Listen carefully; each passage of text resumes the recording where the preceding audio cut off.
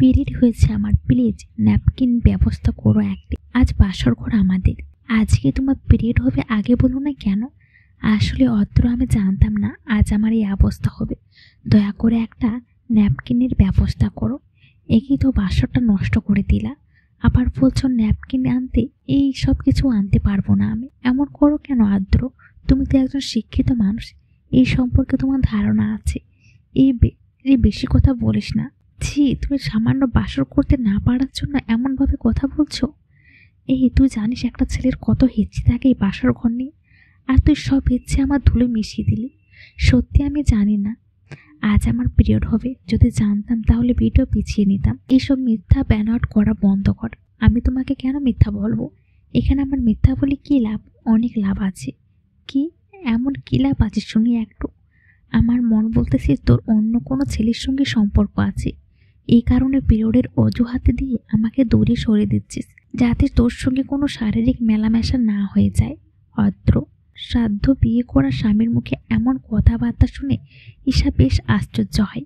ঈশা, বাবা কি সুন্দর উক্তি তোমার অদ্র। সত্যি বিশ্বাস হচ্ছে না তোমার মতো ছেলের সঙ্গে আমার বাবা মা বিয়ে দিয়েছে।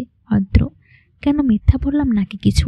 ঈশা, না তুমি মিথ্যা বলতেই পারো না, আমি তো মিথ্যা বলছি। অদ্র, সেটাই।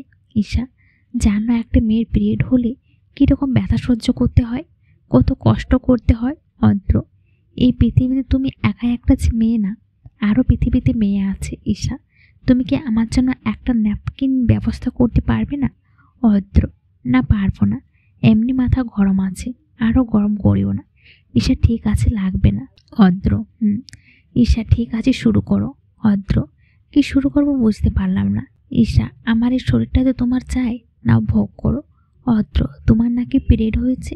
ঈশা, সময় নেই, একটু কষ্ট হবে কিন্তু নিজেকে মানিয়ে নিতে পারবো।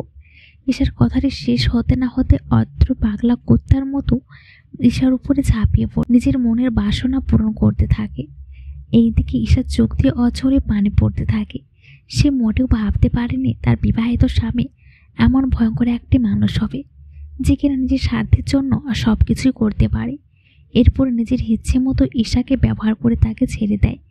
এইদিকে যে অসহ্যকর ব্যথার কারণে ঈশা কান্না করতেছে, সেটা যেন সে দেখতেই পাচ্ছে না। এইভাবে ভয়ঙ্করভাবে ঈশার বাসর রাতটা কেটে যায়। পরের দিন ঈশা সবার আগে উঠে গোসল করে রুমে শুয়ে আছে। এমন সময় অদ্রের মা গালা হাঁকার দিয়ে রুমের ভেতর প্রবেশ করে। কি হলো বৌমা, তুমি এখনো শুয়ে আছো যে? জানো না নতুন বউ বিয়ের পরে দিন সকাল কাজ করতে হয়? অদ্রের মা এই কথা শুনে ঈশা বলে, ঈশা, আসলে মা কাল রাতে আমার পিরিয়ড হয়েছে, যার কারণে আমি খুবই অসুস্থ। থাক থাক, নাটক করতে হবে না। আর আমাদের পিরিয়ড হয় না মনে হয়। ঈশা, মা আপনি তো একজন মেয়ে মানুষ, পিরিয়ড হলে কেমন অবস্থা হয় নিশ্চয় জানেন, তবু বলছেন এই কথা? বা আমার মুখের উপর কথা বলো। তোমার বাবা মা কি শিক্ষা দেয়নি মানুষের সঙ্গে কেমন আচরণ করতে হয়? ঈশা, আমি তো কিছুই বললাম না আপনাকে, এত কথা শুনতে পারবো না। বাইরে অনেক আত্মীয় স্বজন এসেছে নতুন বউ দেখতে, তাড়াতাড়ি বাইরে আসো। ঈশা, ঠিক আছে মা, আমি যাচ্ছি। এরপরে ঈশার কোনো উপায় না পেয়ে হাজারো কষ্ট বুক চাপা দিয়ে বাইরে চলে আসে। তো বাইরে আসার সঙ্গে সঙ্গে দেখতে পায় নতুন বউকে দেখার জন্য অনেক মানুষের ভিড় জমেছে। তো কি আর করার, ঈশা একটা চেয়ারে বসে আছে আর সবাই বউ দেখে দেখে যাচ্ছে।